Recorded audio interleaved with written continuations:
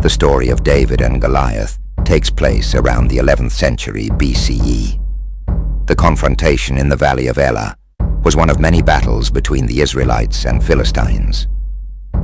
The two armies were encamped on opposing hills, with the valley between them. Each day, a champion from the Philistines, a giant named Goliath, stepped forward to issue a challenge.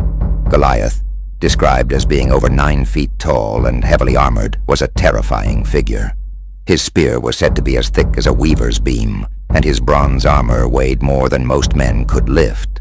For 40 days, Goliath taunted the Israelites, challenging them to send out a warrior to face him in single combat. However, no one in the Israelite camp dared to fight him. At this time, David was still a young shepherd, tending his father's sheep in Bethlehem. Upon arriving at the battlefield, David heard Goliath's taunts.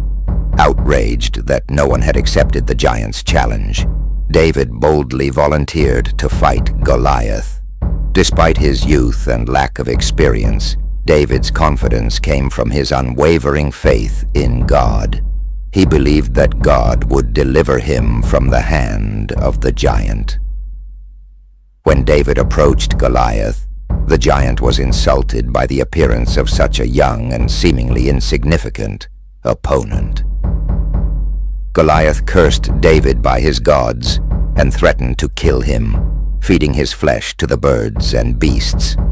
As the two closed in on each other, David quickly took one of the stones, placed it in his sling, and launched it at Goliath.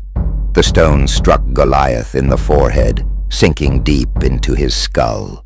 The mighty giant, with all his armor and weapons, fell to the ground, dead.